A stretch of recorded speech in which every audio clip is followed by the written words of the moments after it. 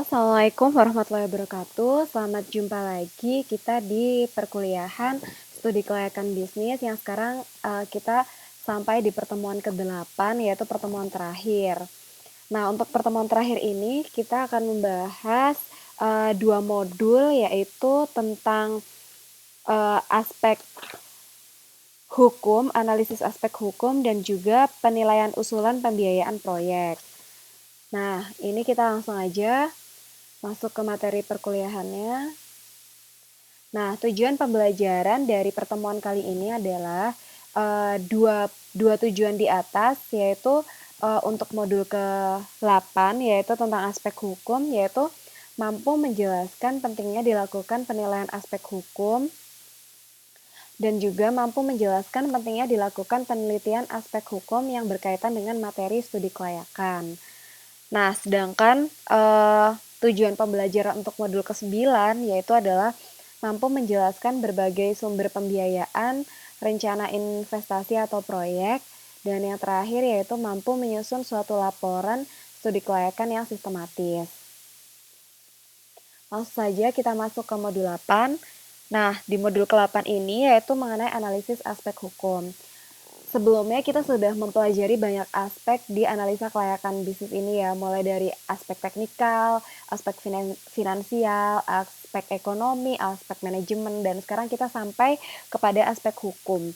Dimana aspek hukum ini mungkin kelihatannya nggak terlalu penting ya gitu, jadi aspek hukum ini kelihatannya sepele dan kita kadang tidak memperhatikan gitu. Nah, padahal aspek hukum ini itu penting kaitannya karena pada aspek hukum ini itu akan dilakukan untuk menilai keberhasilan proyek yang dilihat dari segi hukum seperti pendirian dan perizinan. Nah, sebaiknya aspek hukum ini juga harus diperhatikan di saat awal kita akan mendirikan bangunan. Jadi saat teman-teman mau menjalankan bisnis gitu ya, nah terus bangunan itu akan dibangun, gedungnya akan dibangun, pabriknya akan dibangun gitu ya. Nah, itu kan pasti butuh tanah dan butuh sebagainya yang lainnya itu. Nah, dari situ kan otomatis kita harus memastikan bahwa tanah yang akan digunakan untuk usaha ini itu adalah tanah yang benar, maksudnya kepemilikannya jelas gitu, bukan yang tidak jelas kepemilikannya atau masih belum tahu siapa pemiliknya.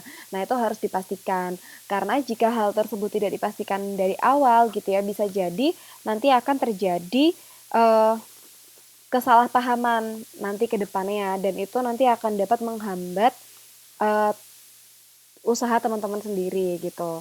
Nah, jadi aspek hukum ini biasanya lebih ke arah pendirian dan juga ke perizinan. Seperti izin membangun izin mendirikan bangunan dan juga izin usaha. Nah, itu ada semuanya di situ. Nah, terus kemudian analisis aspek hukum ini juga perlu dilakukan dengan tujuan untuk memahami dampak yang ditimbulkan jika proyek yang dijalankan tadi itu akan menimbulkan kasus yang bertentangan dengan kehendak masyarakat sekitar. Biasanya untuk usaha-usaha yang besar gitu ya, seperti pabrik, terus kemudian eh, kos-kosan atau usaha hunian yang lain gitu. Biasanya itu membutuhkan izin yang jelas dan juga harus dipastikan bahwa masyarakat sekitar yang ada di sana itu tidak terganggu akan adanya bisnis kita. Contoh kalau misalkan bisnisnya itu adalah bisnis pabrik gula. Nah, di pabrik gula itu kan berarti ada banyak proses yang dilakukan dari memproses tebu sampai menjadi gula. Nah, hal tersebut kan bisa mengakibatkan uh, adanya limbah dari proses produksi itu. Nah, biasanya limbah itu juga bisa jadi baunya kurang enak dan juga bisa membahayakan untuk pernafasan atau seperti apa. Nah, hal-hal ini harus kita pikirkan di awal gitu. Nah, jika kita tidak memikirkan gitu dan nanti akan menimbulkan kasus dan kemudian bertentangan dengan masyarakat sekitar, itu akan menjadi masalah yang besar sehingga kita tidak dapat bekerja dengan tenang gitu. Jadi kalau bisa dalam melakukan proses bisnis itu diharapkan kita sudah mempertimbangkan banyak hal yaitu juga mempertimbangkan kesejahteraan masyarakat yang ada di sekitar bangunan kita, dan juga kita harus mengetahui kalau misalkan hal itu terjadi, kita harus mengetahui aspek hukumnya seperti apa gitu. Oke, dan selanjutnya pada aspek hukum itu merupakan pelaksanaan proyek, merupakan rangkaian kegiatan pemenuhan prestasi, yaitu pelaksanaan kewajiban oleh pihak lain, dan kontra prestasi yaitu pelaksanaan kewajiban oleh pihak lain. Nah, analisis dan penilaian proyek secara yuridis itu ada 6 hal, yaitu yang pertama adalah siapa pelaksana proyeknya. Nah, jadi teman-teman harus tahu kalau misalkan melakukan proyek atau pekerjaan gitu ya, siapa pelaksananya. Ini harus tahu. Kemudian proyek atau usaha apa yang akan dilaksanakan.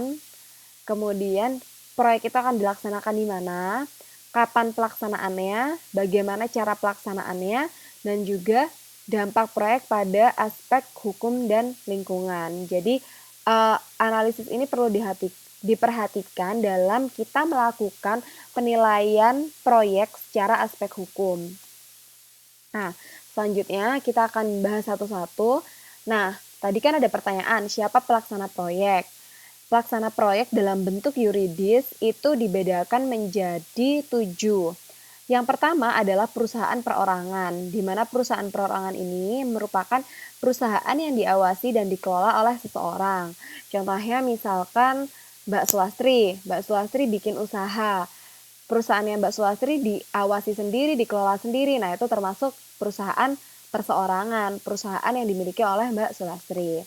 Nah, kemudian apa yang dimaksud firma, yaitu firma adalah perkumpulan usaha yang didirikan oleh beberapa orang dengan menggunakan nama bersama. Nah, misalkan di sini teman-teman ada ide ingin mendirikan usaha gitu ya. Nah, di sini bersama-sama. Jadi misalkan Mbak Nurlela, Mbak Sulastri, Mbak Samsiatul, Mbak Tri, Mbak Yusni, ini bareng-bareng bikin usaha. Nah, terus habis itu usahanya apa? Dipikirkan bersama, terus dirembuk bersama gitu. Dan kemudian digunakan nama yang digunakan itu adalah nama kesepakatan bersama. Nah, jadi dijalankan bersama, terus namanya yang digunakan nama bersama, nah itu biasanya disebut dengan firma. Terus kemudian yang ketiga yaitu adalah perseroan komanditer atau biasanya disebut CV. Biasanya teman-teman pasti tahu ya CV. CV itu merupakan persekutuan yang didirikan oleh beberapa orang yang masing-masing menyerahkan sejumlah uang dalam jumlah yang tidak perlu sama. Nah, kalau tadi yang firma itu mungkin pendiriannya adalah beberapa orang dengan modal yang sama gitu ya. Tapi kalau untuk CV ini terserah gitu. Jadi misalkan tadi ya Mbak Nurlela, Mbak Solastri, Mbak Samsi, Mbak Tri sama Mbak Yusni bikin bisnis. Nah, setelah bikin bisnis gitu ya, katakanlah ketemu modal yang harus dibutuhkan adalah 10 juta katakanlah. Nah, misalkan Mbak Nurlela ngasih 3 juta, Mbak Sulastri ngasih 2 juta, Mbak Samsiatul ngasih 1 juta, Mbak Tri ngasih 2 juta, Mbak Yusni ngasih 2 juta. Nah, ini kan beda-beda ya jumlahnya. Ada yang 3 juta, ada yang 2 juta, ada yang 1 juta. Nah, ini nggak masalah gitu karena di sini perusahaannya disebut dengan CV. Jadi tidak harus semua orang atau semua kelompok yang ada tergabung di sini itu harus memberikan modal atau uang yang sama gitu. Nah, selanjutnya kita masuk ke PT yaitu perseroan terbatas. Perseroan terbatas ini merupakan suatu badan yang mempunyai kekayaan atau hak memiliki. Nah, biasanya PT ini bisa jadi punya perorangan yang mereka sudah memiliki bisnis yang sangat besar gitu. Jadi sudah mempunyai kekayaan dan juga hak memiliki dalam menjalankan bisnisnya. Kemudian yang selanjutnya yaitu adalah perusahaan negara. Perusahaan negara ini perusahaan yang bergerak dalam bidang usaha yang modalnya secara keseluruhan dimiliki oleh negara. Jadi modalnya yang memberikan negara dan dijalankan oleh negara juga gitu. Jadi secara otomatis perusahaan ini bergeraknya atas kepentingan negara. Biasanya perusahaan-perusahaan ini itu perusahaan yang modalnya sangat besar dan di eee, tidak bisa dijangkau oleh masyarakat atau teman-teman misalkan ingin buka usaha gitu. Contohnya kayak apa ya, perusahaan gas negara gitu ya. Nah, itu salah satu juga termasuk perusahaan punya negara karena untuk mendapatkan alatnya gitu, untuk mendapatkan gas dari perut bumi itu kan susah gitu dan kemungkinan besar memang harus pemerintah yang menjalankan bisnisnya gitu karena modalnya juga cukup besar. Kemudian juga ada perusahaan pemerintah yang lain, biasanya disebut persero, terus perusahaan umum, terus perusahaan jawatan, perusahaan daerah, yang merupakan perusahaan yang mencari keuntungan bagi negara. Jadi di sini contohnya kayak Perum itu Perum Peruri, yaitu perusahaan umum percetakan Republik Indonesia, di mana yang salah satu contohnya Perum Peruri ya. Nah, itu tugasnya mereka adalah mencetak dokumen-dokumen penting milik negara seperti berkas UNAS, berkas UN kayak gitu. Nah, itu mereka menjalankan bisnisnya itu mencari keuntungannya itu bagi negara gitu. Jadi segala yang dilakukannya itu apa yang nanti didapatkan itu nanti akan diserahkan kepada negara. Terus yang terakhir yaitu koperasi. Mungkin ini teman-teman juga banyak yang sudah tahu ya koperasi gitu. Koperasi itu merupakan badan usaha yang bergerak di bidang ekonomi yang bertujuan untuk meningkatkan kesejahteraan anggotanya yang bersifat murni pribadi dan tidak dapat dialihkan. Jadi koperasi ini dalam menjalankan bisnisnya misalkan kayak misal KUD Tani Makmur gitu ya, koperasi usaha koperasi unit desa gitu. Nah, KUD ini gitu misalkan anggotanya ada 12 orang. Nah, mereka contohnya adalah membuat perusahaan atau menjual alat-alat tani gitu di suatu daerah tertentu. Nah, hasil dari laba penjualan yang didapatkan dari uh, mereka berjualan itu labanya akan dibagi ke anggota koperasi tersebut karena tujuannya adalah untuk meningkatkan kesejahteraan anggotanya. Jadi uang labanya atau profitnya itu nanti dibagi-bagi sesuai dengan anggota koperasi tersebut gitu. Oke, selanjutnya kita masuk ke siapa pelaksana proyek. Jadi di sini kita harus tahu kalau kita ingin melakukan analisis yuridis yaitu kita harus mengenal lebih dalam siapa pelaksana proyek. Hal ini dikarenakan kalau kita tidak menilai dengan jelas dan kita tidak tahu gitu ya identitasnya seperti apa, bisa jadi nanti kita akan ketipu atau kita tidak mendapatkan informasi yang jelas sehingga nanti kalau misalnya kita mengalami kerugian nanti kita akan sedih gitu ya atau kita kita ngerasa apa ya kita jadi ngerasa gak untung gitu. Nah sehingga kita harus melakukan pengecekan lebih dalam untuk mengetahui siapa saja identitas pelaksananya. Yaitu yang pertama kita harus tahu mengenai kewarganegaraannya. Kewarganegaraannya seperti apa, apakah negara Indonesia ataukah negara asing gitu ya. Nah, kalau negara Indonesia kita juga harus tahu seperti apa gitu karakteristiknya.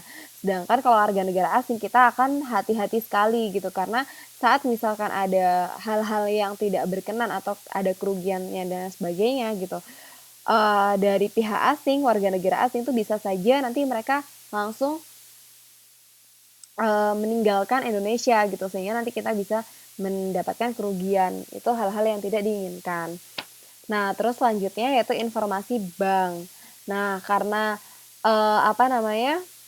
eh, kondisinya adalah dalam melaksanakan proyek itu kita kadang pinjam bank atau kita tidak menggunakan modal kita 100% dan kita butuh bank untuk memberikan pinjaman, maka kita harus tahu seperti apa informasi bank yang memberikan dana kepada proyek tersebut.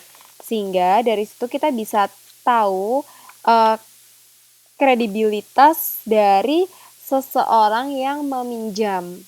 Jadi kredibilitasnya seperti apa? apakah uh, yang diberikannya itu tepat saat membayarkan cicilan hutangnya atau seperti apa gitu. Nah, terus selanjutnya yang ketiga adalah keterlibatan dalam gugatan. Nah, maksudnya keterlibatan dalam gugatan ini adalah perlu diteliti keterlibatan pelaksanaan proyek dalam suatu tindakan yang dapat menimbulkan gugatan atau tuntutan. Jadi, dalam melakukan suatu proyek itu kan banyak aspek yang diajak bekerja sama gitu. Nah, dari mereka yang diajak bekerja sama gitu ya, itu dalam suatu tindakannya apakah mungkin dapat menimbulkan gugatan atau tuntutan, sehingga harus sangat berhati-hati dalam menjaga kerjasama antara tiap orang yang ada di dalam proyek itu. Karena jika ada sedikit saja hal-hal yang tidak sesuai atau terjadi hal-hal yang tidak menyenangkan, itu bisa jadi teman yang ada dalam satu proyek kita itu nanti bisa menggugat atau mengajukan tuntutan kepada pengadilan gitu, dan itu hal yang tidak sangat kita inginkan. Nah, terus selanjutnya yaitu adalah hubungan keluarga. Maksudnya hubungan keluarga ini kadang mungkin ada proyek yang dijalankan karena hubungan suami istri atau sebagai individu yang terlibat dalam proyek itu. Sehingga itu sangat penting diteliti. Misalkan ya, harta yang digunakan untuk modalnya itu adalah harta dari pernikahan setelah mereka menikah. Nah, sehingga itu harus dipastikan apakah harta yang digunakan itu adalah campuran dari dua belah pihak ataukah terpisah. Sehingga jika hubungan individu yang terlibat proyek itu ada hubungan keluarganya gitu ya, sehingga nanti dapat ditelusuri bagaimana pelaksanaan atau penjalanan dari modal tersebut gitu, sehingga nanti tidak ada pertikaian jika terjadi kesalahan dalam melakukan pengelolaan uang gitu, karena itu sangat bahaya jika ada kesalahan. Nah, terus yang terakhir yaitu adalah debitor pihak ketiga atau bukan. Nah, harus diketahui karena proyek yang dijalankan itu kita pengen tahu bahwa proyek itu dijalankan dengan baik atau tidak gitu. Nah, di sini kita harus tahu mengenai debitor pihak ketiga atau bukan. Nah, maksudnya di sini adalah jika dia seorang debitor atau dia seorang pihak ketiga gitu ya, maka otomatis proyek itu dijalankan oleh pihak lain gitu, bukan oleh dirinya sendiri. Sehingga hal tersebut juga akan dapat mempengaruhi kinerja proyek. Jika proyek itu tidak berhasil, intinya mereka tidak akan tidak akan merasa terlalu memiliki gitu, sehingga itu sangat berbahaya. Nah, selanjutnya kita masuk ke proyek apa yang akan dilaksanakan. Jadi saat kita akan melakukan analisis yuridis gitu ya, kita juga harus tahu proyek ini kan dilaksanakan. Nah, apa sih yang akan dilaksanakan oleh proyek tersebut? Jadi, proyek itu dalam lingkup apa gitu? Bidang usahanya seperti apa? Fasilitasnya bagaimana? Gangguan lingkungannya seperti apa? Proses pengupahannya atau remunerisasinya bagaimana, dan juga manajemen investasi pada aktiva tetap. Sehingga dalam hal ini kita bisa tahu dengan jelas saat proyek itu dilaksanakan dengan deskripsi yang jelas, seperti kita tahu bidangnya, mereka bergerak pada bidang jasa atau bergerak pada bidang penjualan makanan, kuliner atau seperti apa. Nah, dari situ kita bisa melihat dengan jelas gitu ya, bahwa proyek itu memiliki kemampuan untuk dia mampu berkembang gitu, sehingga proyek ini bisa dijalankan dengan baik. Nah, tidak hanya itu, yaitu kita juga harus tahu di mana proyek ini akan dilaksanakan. Jadi kita harus mengetahui perencanaan wilayahnya, akan didirikan di lokasi mana, lokasinya sesuai ataukah tidak dengan perencanaan kota yang sudah dibuat oleh pemerintah. Terus kemudian apakah saat proyek itu didirikan, proyek itu sudah mendapatkan izin dari mendirikan bangunan. Karena jika proyek ini dilaksanakan tanpa memperhatikan perencanaan wilayah yang jelas, yaitu mengenai lokasinya masih tidak sesuai dengan perencanaan kota, maka akan ada kemungkinan bahwa bangunan proyek itu nanti akan dirobohkan oleh pemerintah karena tidak mematuhi aturan dari perencanaan wilayah di daerah tersebut. Selain itu, jika perusahaan itu tidak atau masih belum memperoleh izin mendirikan bangunan, maka hal ini akan fatal gitu. Jika tidak mendapatkan izin mendirikan bangunan, maka secara otomatis perusahaan ini tidak akan berdiri, dan saat perusahaan tidak akan berdiri, maka tidak akan ada proses produksi yang bisa dijalankan, sehingga bisa jadi ada kerugian di dalamnya nantinya gitu. Nah, selanjutnya yang kedua, kita juga harus memperhatikan status tanah. Nah, status tanah ini juga penting gitu ya. Jadi status tanah ini adalah kita harus benar-benar mengetahui tanah yang akan kita gunakan untuk membangun itu adalah tanah milik siapa, apakah sudah jelas pemiliknya gitu ataukah masih belum jelas gitu. Nah, dari sini status tanah itu ada tanah hak milik, terus ada tanah hak guna bangunan, kemudian ada tanah hak guna usaha, ada tanah hak pakai negara, tanah hak pengelolaan, dan tanah hak milik yang diwakafkan. Nah, dari sini kita bisa lihat gitu ya bahwa tanah ini banyak sekali macamnya gitu, dan kita harus sangat berhati-hati jika kita tidak mengetahui status tanah itu seperti apa dan tiba-tiba kita membangun di situ gitu. Kita hanya percaya bahwa sudah dapat sertifikat bahwa tanah ini bukan milik siapa-siapa tanpa kita melakukan cross check, dan setelahnya diketahui bahwa tanah itu adalah tanah milik pemerintah atau tanah negara gitu dan kita mendirikan bangunan di situ, maka kan secara otomatis kita digusur atau disuruh pindah. Dan kalau hal ini terjadi itu akan sangat merugikan karena saat kita sudah menemukan tempat gitu ya yang tepat gitu dan kita disuruh pindah gitu, maka itu adalah hal yang sangat susah gitu dilakukan dan juga akan menyebabkan kerugian yang sangat besar bagi pemilik proyek atau pemilik usaha gitu. Nah, selanjutnya kita juga harus mengetahui mengenai waktu pelaksanaan proyek. Jadi kita harus tahu proyek ini dapat dilaksanakan saat semua izin telah dimiliki oleh perusahaan. Jadi tanpa ada izin dari pemerintah, yaitu izin mendirikan bangunan atau izin mendirikan usaha gitu, dan kita masih tetap ingin membangun, maka konsekuensinya nanti jika tidak disetujui, maka akan terjadi kerugian yang sangat besar dari pembangunan tersebut. Nah, tapi kalau memang sudah disetujui, maka bisnis itu akan segera dapat dijalankan. Nah, selanjutnya kita masuk ke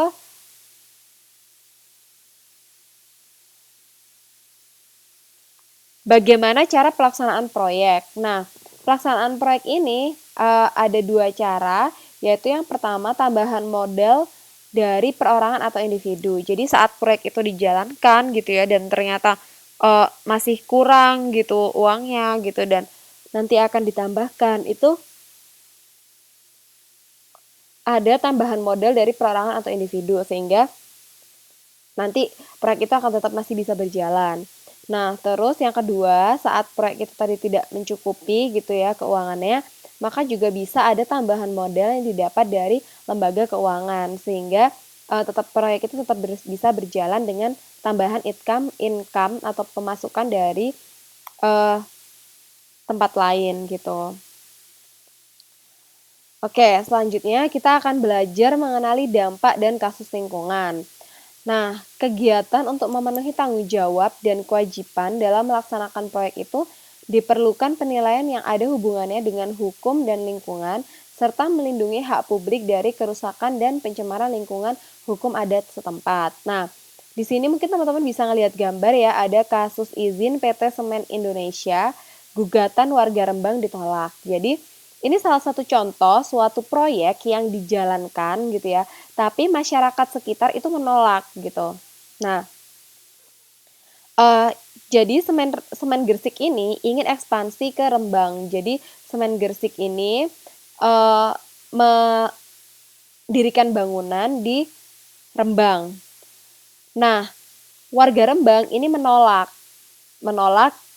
untuk semen Gresik tidak didirikan di Rembang karena mereka memberikan alasan bahwa nanti jika pabrik ini berdiri gitu ya, maka akan terjadi kerusakan lingkungan dan juga pencemaran lingkungan pada masyarakat sekitar sehingga hal tersebut tidak diperkenankan untuk dilakukan. Nah, eh, selanjutnya eh, dulu saya sempat cerita juga bahwa salah satu warga yang tidak suka itu tadi mereka sampai melakukan beberapa hal yang tidak kurang baik gitu. Seperti contohnya waktu itu para manajer atau direksi dari Semen Gresik itu yang ada itu ditawan oleh warga di Rembang. Nah, sehingga hal ini menunjukkan bahwa membuat suatu bisnis itu tidak mudah gitu ya. Tapi kita harus memperhatikan aspek-aspek yang ada sehingga saat terjadi hal-hal yang tidak menyenangkan itu kita sudah siap sebelumnya. Nah, seperti contohnya Semen Gresik ini gitu ya. Jadi saat mereka ditolak gitu gugat di di diberi perlakuan yang kurang baik gitu oleh warga Rembang gitu. Mereka kemudian melakukan negosiasi gitu. Mereka melakukan negosiasi sehingga uh, PT Semen Indonesia ini masih tetap mendirikan pabriknya di Rembang. Namun karena masih ada kericuhan atau pertentangan antara masyarakat dan juga pihak pemerintahnya sehingga PT Semen Indonesia masih tetap berdiri dan akhirnya gugatan warga di Rembang ditolak sehingga Semen Gresik masih tetap bisa berproduksi di situ di Rembang gitu. Nah, ada lagi sebuah contoh di mana contoh itu adalah sebuah apartemen. Jadi ada pembangunan sebuah apartemen yang juga mengalami gugatan hukum. Jadi waktu itu apartemen itu didirikan dalam di suatu daerah dekat dengan pemukiman. Nah, saat apartemen itu jadi dan didirikan dengan megahnya gitu ya, mungkin contohnya saya gambarin ya. Jadi misalkan ada apartemen gitu ya. Nah, apartemen itu dibangun gitu. Tinggi banget apartemennya. Nah, di samping apartemen ini itu ada rumah penduduk. Rumah penduduk. Ini rumah penduduk. Nah, karena apartemen ini sudah jadi gitu ya dan sudah berdiri dengan kokohnya gitu. Nah, saat ada sinar matahari menerangi gitu ya, maka sinar matahari ini akan tidak bisa menembus sinar matahari tidak akan bisa menembus perumahan yang ditutupi oleh gedung ini. Jadi sinar mataharinya nggak nyampe masuk ke sini gitu ya. Nah, sehingga masyarakat di sini akan kekurangan dalam mendapatkan sinar cahaya, sinar matahari ini. Nah, ini akan mampu menghambat pertumbuhan dari masyarakatnya sendiri gitu ya. Jadi akan menghambat pertumbuhan masyarakat sehingga saat pertumbuhan masyarakat itu tadi terhambat gitu, itu akan menjadi sebuah masalah besar. Sehingga dalam kondisi ini masyarakat sekitar langsung melakukan penggugatan ke suatu pengadilan terhadap pemilik apartemen ini gitu. Karena gedung ini sudah menutupi bangunan pemukiman dan hal ini tidak diperkenankan gitu. Jadi makanya dalam saat kita melakukan bisnis itu ya, kita harus memperhitungkan secara matang gitu. Mulai dari dampaknya seperti apa, kasus lingkungan seperti apa, itu kita harus kita perhatikan. Kadang kita tidak menyangka bahwa hal-hal seperti ini akan masuk ke ranah hukum, tapi contohnya juga bisa dan masuk ke ranah hukum gitu. Jadi dari pelajaran permasalahan itu kita bisa belajar sehingga kita tahu apa langkah yang harus kita lakukan gitu. Nah, selanjutnya eh, nah, selanjutnya yaitu kita belajar mengenali dampak dari kasus lingkungan. Nah, dampaknya adalah eh, kontribusi hak publik dan pelaku usaha. Jadi kita harus memberikan apa ya, semacam kontribusi kepada publik, kepada masyarakat tentang proyek dan lingkungannya agar tetap masih terjaga seperti itu. Terus kemudian pembangunan berkelanjutan dan proyek, sehingga di sini manfaat dan harapan pembangunan, terus masalah kerusakan lingkungan, analisis aspek hukum studi kelayakan, pencemaran dan kerusakan lingkungan, serta aspek hukum dan manajemen lingkungan. Kemudian ada rujukan analisis kasus lingkungan, di mana di sini ada dampak pencemaran limbah di industri, terus ekologi dan kasus pembangunan proyek, ekologi dan pengelolaan sumber daya alam, hak tanah ulayat dan kebun sawit, serta areal hutan, sungai, dan tambang batu bara. Jadi dari kasus ini gitu ya, rata-rata mereka adalah kasus lingkungan, sehingga kita harus memperhatikan agar tidak terjadi kerusakan lingkungan yang sangat fatal gitu.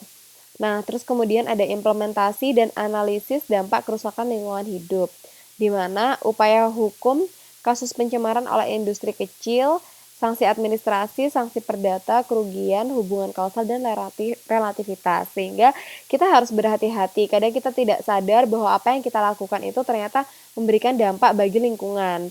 Sehingga jika kita tidak sadar dan kita tiba-tiba mengetahui, ternyata kita sudah bisa terdapat sanksi perdata atau kita harus membayar kerugian atas lingkungan hidup yang kita rusakkan gitu. Jadi memang harus benar-benar apa ya? Memang harus benar-benar mengerti gitu bahwa saat kita mendirikan usaha atau proyek itu tidak merugikan lingkungan dan juga masyarakat sekitar, karena jika hal itu berdampak buruk kepada lingkungan dan juga masyarakat itu sangat tidak menyenangkan gitu. Jadi sepertinya hal-hal tersebut harus dihindari. Nah, dari modul 8 yang kita bahas tentang aspek hukum, kira-kira teman-teman ada pertanyaan di sini sebelum kita masuk ke modul 9? Halo? Halo, teman-teman ada pertanyaan?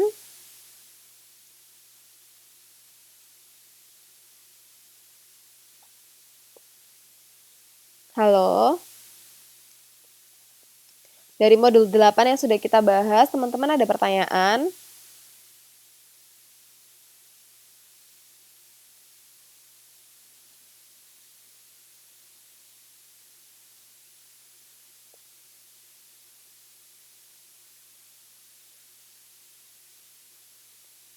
Halo Mbak, ada pertanyaan nggak?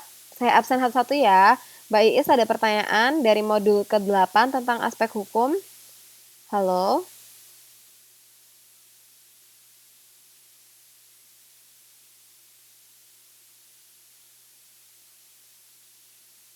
Masih paham ya? Oke. Belum ada pertanyaan? Oke, semuanya lanjut. Oke, saya lanjutkan ya kalau gitu. Sekarang kita masuk ke bab modul ke-9, yaitu penilaian usulan pembiayaan proyek dan penyusunan laporan studi kelayakan. Nah, di sini ada penentuan sumber dana dengan proporsi sumber pendanaan dalam penggunaan agar dana dapat digunakan secara maksimal. Jadi, seperti kemarin ya, teman-teman kan sudah dapat tugas di mana pertanyaannya adalah di tugas mandiri kedua. Pertanyaannya adalah teman-teman modalnya ini modal pribadi, 100% pribadi ataukah modal yang digunakan ini modal apa namanya? Pinjam dari bank gitu, dan rata-rata teman-teman menyampaikan bahwa itu modal pribadi gitu. Nah, sehingga kalau modal pribadi kemungkinan itu balik modalnya bisa cepat karena tidak usah pinjam ke bank. Karena di bank kenapa lebih lama? Karena di bank kita harus membayar bunganya. Jadi tidak hanya pokok yang kita bayarkan, juga kita harus bayar bunga, sehingga payback period atau kembalinya kita pada uang impas, titik impas gitu, itu semakin lama kalau kita pinjam di bank. Tapi kalau kita pakai uang sendiri atau modal sendiri yang kita tabung gitu ya, kemungkinan untuk balik modalnya akan lebih cepat. Nah, selanjutnya di sini ada beberapa sumber-sumber dana investasi.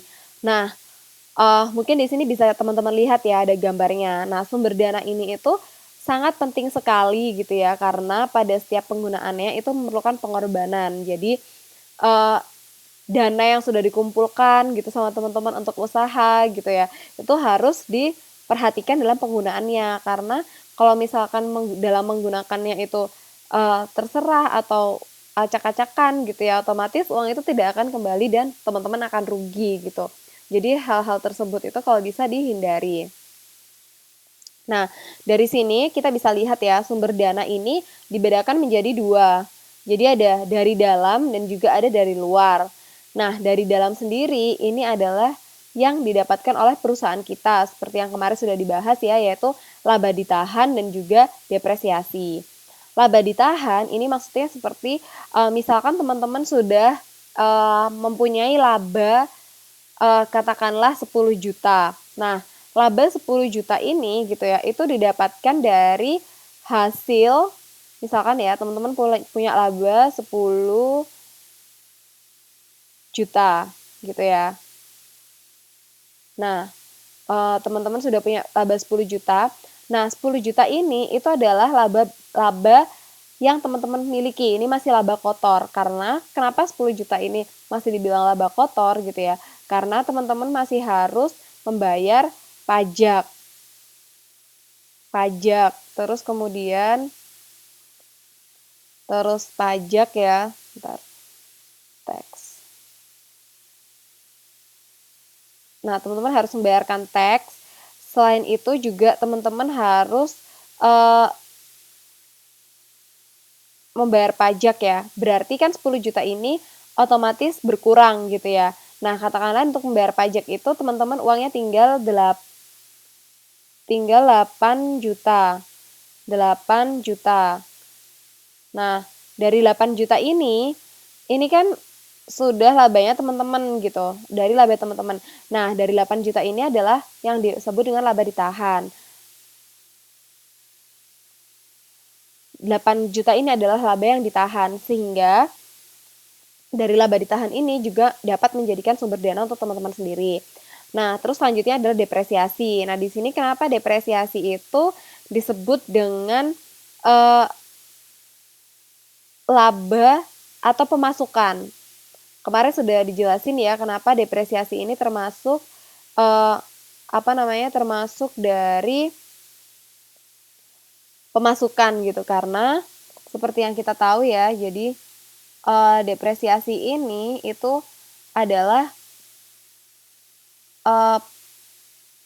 pendapatan yang sebenarnya penyusutan. Jadi depresiasi adalah penyusutan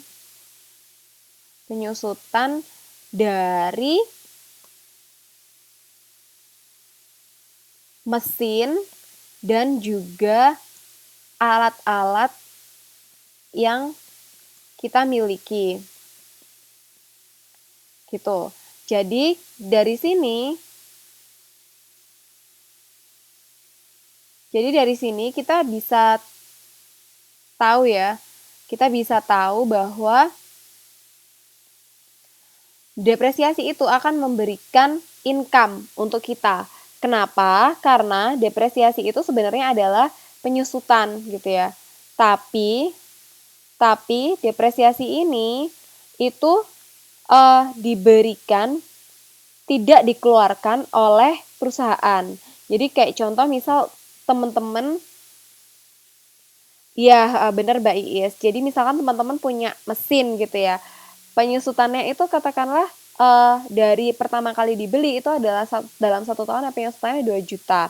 Tapi kita secara tidak langsung kita tidak mengeluarkan uang 2 juta itu. Jadi otomatis depresiasi itu menjadi pemasukan bagi perusahaan gitu, bukan pengeluaran. Nah, terus kemudian kalau sumber dana dari luar itu dibedakan ada 2 jenis, yaitu ada obligasi dan juga saham.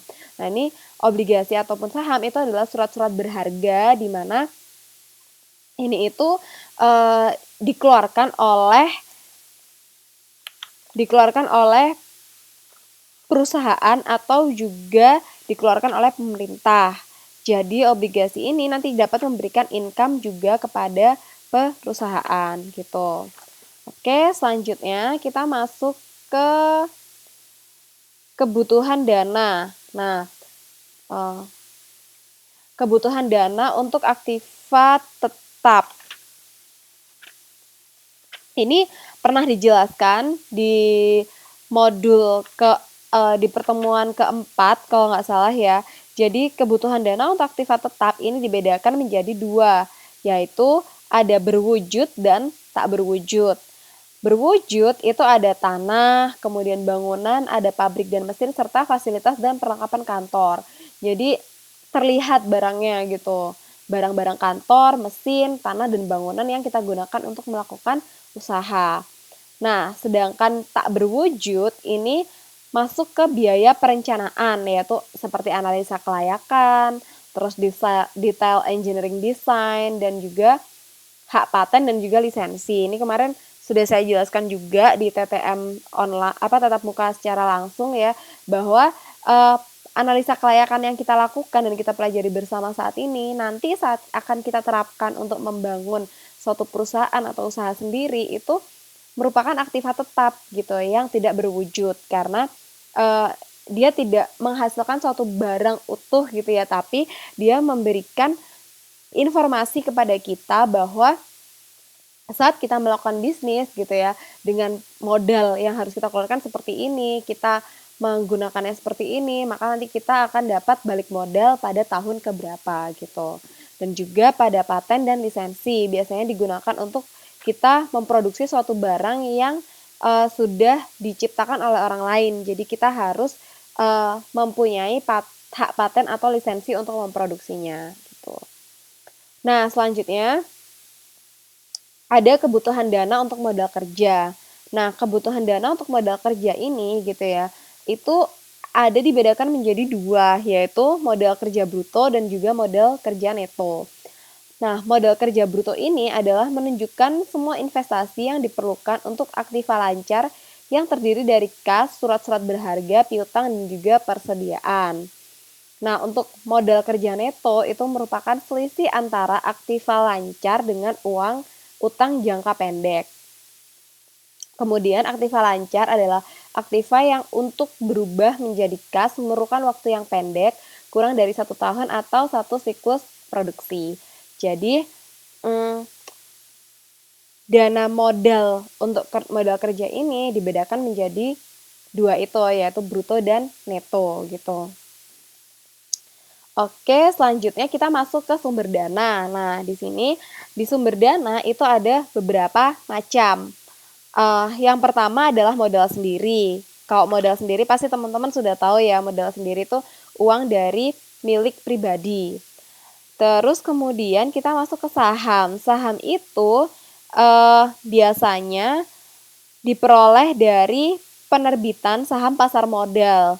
Jadi kalau misalkan teman-teman tahu ya bursa saham itu biasanya perusahaan, contohnya semacam seperti Semen Gresik misalkan ya.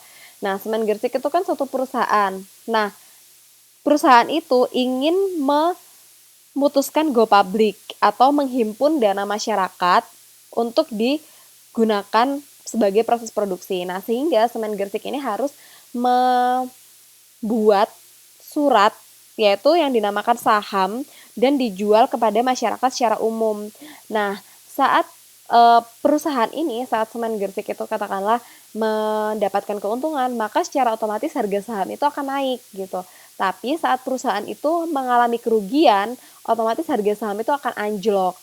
Nah, biasanya orang yang bermain di pasar saham itu mereka akan menjual saat perusahaan itu untung-untungnya gitu. Jadi saat untung tinggi, harga sahamnya tinggi, mereka akan jual gitu.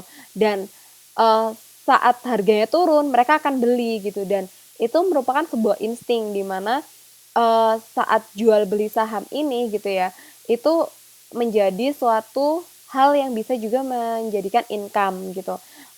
Income untuk perusahaan dan juga income untuk orang yang membeli saham itu dengan kondisi harus berhati-hati dalam melepas ataupun membeli saham itu sendiri. Terus kemudian yaitu ada yang ketiga adalah obligasi, yaitu suku bunga yang diterbitkan oleh perusahaan. Nah, obligasi ini juga merupakan surat berharga yang diterbitkan oleh perusahaan dalam bentuk suku bunga gitu. Nah, biasanya di obligasi itu mereka menawarkan suku bunga tetap, terus juga suku bunga mengambang, terus obligasi tanpa bunga, ada juga obligasi konversi. Nah, untuk lebih jelasnya mungkin nanti teman-teman bisa baca di modulnya ya, tentang macam-macam obligasi. Kemudian yang keempat yaitu adalah kredit bank. Nah, ini pasti teman-teman juga udah tahu ya, sudah familiar dengan apa itu kredit bank. Jadi otomatis saat kita menjalankan bisnis dan bisnis tadi itu berjalan tapi kita modalnya kurang gitu ya, otomatis kita harus pinjem bank dengan cara kredit gitu, dengan kita membayar per bulannya.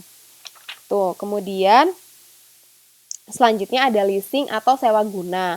Nah, leasing atau sewa guna ini biasanya dari lembaga non-bank. Jadi, biasanya lembaga keuangan gitu menawarkan jasa untuk menjadi aktiva, misalnya kayak mesin yang diperlukan oleh perusahaan gitu. Nah, sehingga perusahaan hanya menyewa fasilitas itu, misal menyewa mesin ataukah menyewa kendaraan gitu, sehingga perusahaan dapat tetap menjalankan proses bisnisnya dan juga dapat menghemat beberapa pengeluaran yang lain. Nah, terus yang terakhir yaitu project finance, di mana pada project finance ini adalah tipe pendanaan yang pendanaannya itu makin banyak dipergunakan untuk membiayai proyek-proyek besar. Nah, biasanya project finance ini bentuk kredit dan pembayarannya didasarkan pada kemampuan proyek tersebut dalam melunasi kewajiban finansialnya gitu. Oke, selanjutnya kita masuk ke lembaga pembiayaan. Nah, pada lembaga pembiayaan itu banyak sekali di dunia gitu ya. Tidak cuma ada di Indonesia aja. Jadi untuk lembaga pembiayaan untuk perusahaan-perusahaan yang besar dan butuh uang yang banyak untuk modal gitu, biasanya mereka melakukan pinjaman ke lembaga pembiayaan, yaitu seperti World Bank atau Bank Dunia, terus kemudian International Development Association gitu, terus kemudian ada International Finance Corporation, dan juga ada Kuwait Funds for Arabic Economic Development.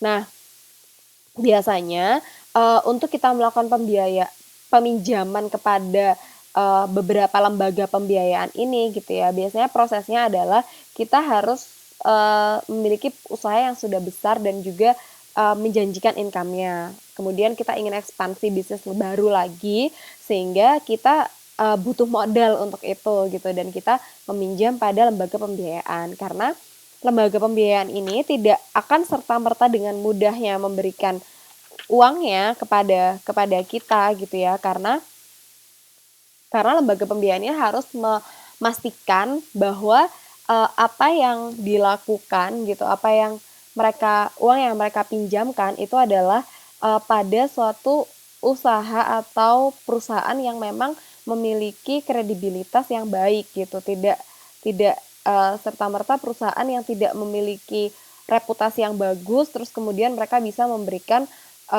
modalnya seperti itu saja gitu, karena mereka lembaga pembiayaan yang sangat besar dan juga sudah berprofesional di dunia, maka mereka akan meninjau terlebih dahulu mengenai usaha kita sebelum mereka memberikan pinjaman gitu. Nah, selanjutnya manfaat studi kelayakan. Nah, pada manfaat studi kelayakan ini seperti yang sudah saya jelaskan ya di pertemuan pertama, waktu kita memulai studi kelayakan kuliah ini gitu ya. Manfaat studi kelayakan itu dirasakan oleh beberapa pihak, yaitu diantaranya ada investor, kreditor, pemerintah, dan juga perusahaan. Nah, investor ini yaitu lembaga yang memiliki uang dan menanamkan modalnya untuk suatu proyek. Sehingga saat investor tersebut memberikan memberikan investasi atau uangnya yang sangat besar kepada suatu proyek gitu, itu bisa jadi saat gagal resikonya semakin tinggi, uangnya hilang. Tapi saat untung gitu ya, investor itu akan mendapatkan uang yang sangat besar. Sehingga untuk investor itu harus juga berhati-hati dan perlu memantau jalannya proyek eh, sehingga investor tahu gitu kondisi perusahaan ini sehat ataukah tidak sehat gitu. Kalau tidak sehat berarti otomatis investor ini akan mengalami kerugian. Tapi jika kondisi perusahaan sehat, maka otomatis investor ini akan mendapatkan keuntungan. Nah, yang kedua yaitu adalah kreditor. Nah, kreditor ini merupakan lembaga peminjaman uang bank. Nah, kreditor ini perlu sekali melakukan studi kelayakan terhadap usaha yang akan diberi pinjaman uang gitu. Nah, kalau misalkan teman-teman ada yang ingin membuat usaha dan tujuannya adalah usahanya itu uh, butuh dana yang besar gitu ya, dan teman-teman nggak punya dana itu, maka teman-teman akan masuk atau meminjam uang itu ke bank gitu ya. Nah, tapi bank sendiri itu juga akan melakukan studi kelayakan gitu. Jadi mereka akan melakukan survei apakah saat teman-teman melakukan pinjaman itu teman-teman punya apa ya, semacam backup atau misalkan nggak bisa bayar itu apa yang disita dari bank gitu. Nah, seperti itu. Nah, selain itu juga bank itu akan melakukan studi kelayakan gitu. Jika mereka merasa bahwa kita yang akan meminjam uang itu tidak layak atau keuangan kita itu buruk gitu ya, maka secara otomatis mereka tidak akan memberikan pinjaman. Sehingga manfaat dari studi kelayakan itu kreditor dapat tahu gitu. Kira-kira usaha ini layak untuk diberi pinjaman dan usaha ini tidak layak untuk diberi pinjaman gitu. Sehingga itulah manfaat studi kelayakan bagi kreditor. Dan selanjutnya yaitu adalah manfaat bagi pemerintah. Nah, pemerintah akan mengadakan penilaian terhadap proyek-proyek untuk membantu dalam pengambilan keputusan, yaitu pemberian kemudahan, fasilitas-fasilitas proyek seperti pajak, subsidi, dan jaminan. Sehingga proyek-proyek yang pemerintah adakan gitu ya, biasanya proyek-proyek yang besar, yang dananya cukup banyak gitu ya. Sehingga dari sini pemerintah akan memberikan kemudahan-kemudahan seperti pembayaran pajaknya dipermudah, terus diberi subsidi dan juga diberi jaminan gitu. Nah, kemudian yang keempat adalah perusahaan. Nah, studi kelayakan ini pasti sangat penting dilakukan untuk merealisasi ide dan berujung pada peningkatan laba perusahaan. Jadi, kalau perusahaan ini diartikan adalah usaha teman-teman sendiri gitu ya. Jadi, kalau misalkan teman-teman melakukan usahanya itu tidak dengan menggunakan studi kelayakan di awal gitu, maka teman-teman tidak akan bisa melihat proyeksi ke depan apakah usaha ini laba ataukah rugi. Jika studi kelayakan dilakukan, maka teman-teman bisa tahu, oh usaha ini akan menghasilkan keuntungan. Sehingga saat menghasilkan keuntungan, otomatis teman-teman akan menjalankan bisnis tersebut. Gitu. Nah, sehingga tujuan pembangunan ekonomi, studi kelayakan dianalisis manfaat dan biaya yang ditimbulkan proyek terhadap perekonomian nasional. Sehingga studi kelayakan itu dapat memberikan manfaat bagi investor, pemerintah, kreditor, dan perusahaan sehingga dapat meningkatkan perekonomian nasional bangsa Indonesia. Nah, kemudian kalau teman-teman sudah tahu semuanya gitu ya, nah maka teman-teman sudah harus bisa melakukan penyusunan laporan studi kelayakan. Nah, format laporan studi kelayakan itu bisa teman-teman lihat di modul teman-teman gitu ya. Namun, penyusunan laporan studi kelayakan ini tetap harus memperhatikan beberapa aspek-aspek yang ada seperti harus komunikatif, kemudian perlu didokumentasikan seperti ini. Ini contoh studi kelayakan pembangunan rumah sakit. Jadi harus komunikatif. Komunikatif maksudnya mampu dibaca oleh semua kalangan. Jadi kalangan yang membaca itu tahu, oh ternyata rancangannya untuk pembangunan rumah sakit itu seperti ini gitu. Jadi orang itu tidak kesulitan dalam membaca laporan kita. Terus kemudian juga didokumentasikan. Jadi segala sesuatu yang telah dihitung ataukah telah diperhitungkan, strategi-strategi apa yang digunakan itu harus dicatat karena itu bisa menjadi acuan saat proyek itu dilaksanakan gitu. Misalkan dari Gantt chart atau waktu kerjanya gitu ya. Misalkan pembangunan hanya 1 tahun gitu, tapi tidak didokumentasikan, maka pembangunan proyek pun tidak akan tahu kalau deadline untuk membangun ini adalah 1 tahun gitu. Terus kemudian yang ketiga yaitu objektif. Jadi objektif ini tidak semaunya sendiri. Maksudnya tidak terserah atau semaunya kita sendiri gitu ya dalam menjalankan gitu. Biasanya kalau objektif itu kita harus benar-benar adil dalam menentukannya, mulai dari uang, modal, perhitungan segalanya itu harus dengan objektif dan data yang jelas gitu dalam kita menentukan. Tidak boleh kita melakukan penilaian studi kelayakan tapi sesubjektif terserah dengan kita gitu. Nah, itu tidak akan sesuai juga hasilnya nanti gitu. Jadi harus objektif, tidak jujur, terus dananya atau biayanya tidak dimanipulasi seperti itu. Jadi otomatis nanti laporan studi kelayakannya akan bisa digunakan. Tapi kalau dimanipulasi itu otomatis tidak bisa digunakan dengan sebaik-baiknya. Terus yang keempat yaitu adalah realistik. Jadi realistis. Jadi dijelaskan ada gambaran singkat proyeknya ini seperti apa. Jadi proyek ini dijalankan seperti apa. Terus ingin waktu proyek ini berjalan selama apa gitu ya. Terus kemudian sejarah proyek dan sponsornya. Misal kalau pembangunan rumah sakit gini ya. Nah, pembangunan rumah sakit ini dibangun oleh kontraktor A gitu.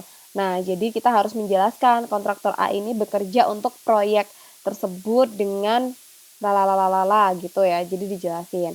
Kemudian juga dijelaskan aspek pasarnya seperti apa, aspek teknis, aspek keuangan, aspek manajemen dan hukum, serta aspek sosial ekonomi.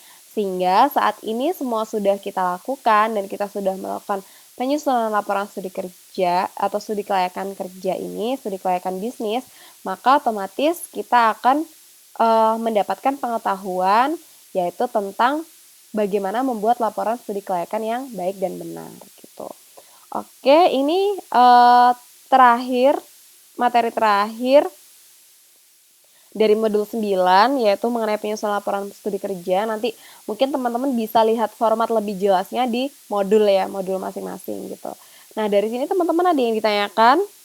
Halo?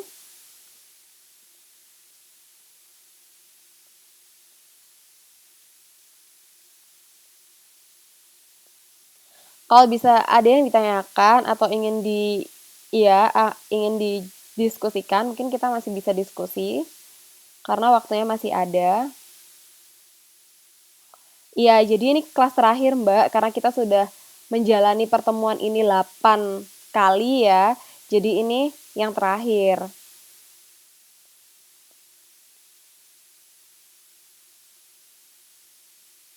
Iya, jadi nggak ketemu lagi ya. Nanti mungkin kita bisa ketemu kalau misalkan saya masih lanjut lagi semester depan.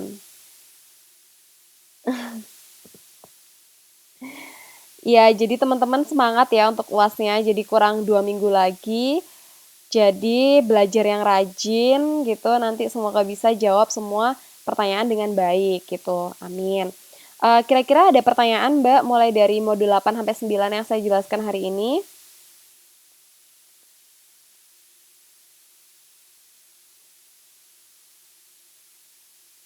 Masih oke ya Mbak Sulasri, nggak ada pertanyaan. Teman-teman yang lain gimana? Ada pertanyaan dari kuliah hari ini?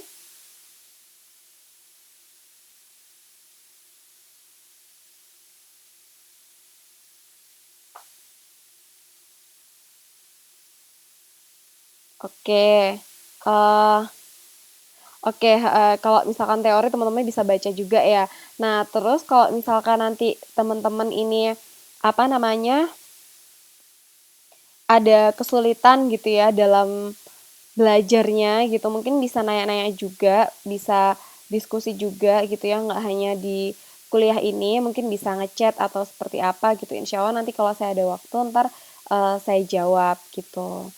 Oke, kalau misalkan nggak ada pertanyaan, kuliahnya bisa diakhiri, teman-teman.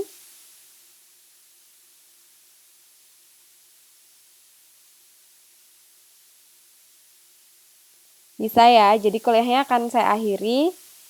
Oke, nanti kalau misalkan ada yang mau nanya bisa inbox ke saya, nanti insya Allah saya bantu untuk jawab semaksimal saya gitu.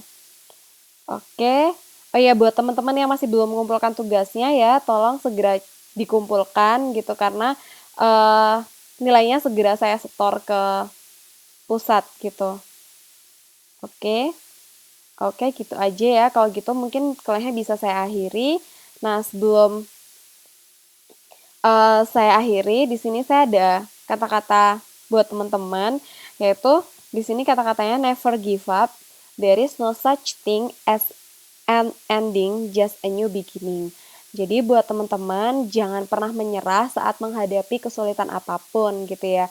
Jadi saat kita punya masalah atau kita punya kesulitan dalam menghadapi apapun gitu ya, kita tidak boleh menyerah karena kita harus tahu bahwa kesulitan itu pasti nanti akan berakhir, akan ada kemudahan setelahnya. Sama kayak kita tahu ya kalau misalkan ada badai gitu, pasti badai itu juga akan berlalu. Jadi jangan merasa bahwa kesulitan itu tidak akan berakhir. Jadi teman-teman harus semangat untuk menyelesaikannya dan nanti pasti akan teman-teman mendapatkan hal yang terbaik. Sama juga dengan kuliah ini. Jadi mungkin kalian awalnya harus kuliah, terus kemudian ngerjakan tugas, nanti ada UAS atau ada apa namanya? Kesulitan mengerjakan soal atau seperti apa. Nah, teman-teman harus semangat buat menjalaninya. Jangan pernah menyerah sedikit pun karena nanti setelah teman-teman selesai gitu ya, eh, setelah teman-teman selesai gitu menyelesaikan semester ini, menyelesaikan semuanya dan sudah lulus, pasti semuanya itu akan indah pada waktunya. Jadi harus yakin dan jangan pernah menyerah sedikit pun gitu. Pasti teman-teman bisa menjalaninya gitu. Oke, kalau gitu ini referensi yang digunakan dalam kuliah ini. Terima kasih banyak atas perhatiannya. Mohon maaf jika selama uh, interaksi kita dari mulai pertemuan 1 sampai pertemuan ke-8 ataukah pada saat kita tatap muka gitu ya ada kesalahan gitu yang saya lakukan baik itu sengaja ataupun tidak sengaja.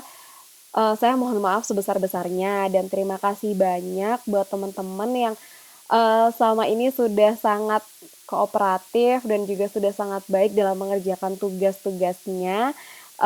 Saya sangat menghargai kerja keras teman-teman gitu dan semoga insya Allah semoga nanti pas ujian teman-teman bisa mengerjakan dengan baik dan juga menyelesaikan dengan baik dan semoga nilainya juga maksimal sesuai dengan apa yang teman-teman kerjakan dan belajar selama ini gitu. Oke, terima kasih banyak atas kesempatannya. Saya juga senang banget bisa ketemu sama teman-teman gitu, bisa kita belajar bareng, kita diskusi bareng gitu dan ini pengalaman pertama buat saya. Jadi saya terima kasih banyak buat mbak-mbak semua yang sudah mau apa ya istilahnya memberikan pengalaman yang berharga buat saya pada mata kuliah studi kelayakan bisnis ini gitu. Oke, sukses selalu buat teman-teman. Sampai jumpa kalau nanti kita bisa berjumpa gitu dan semoga apa yang teman-teman harapkan ke depannya juga bisa terlaksana dengan baik. Amin ya robbal alamin. Udah kalau gitu kuliahnya saya akhiri. Assalamualaikum warahmatullahi wabarakatuh.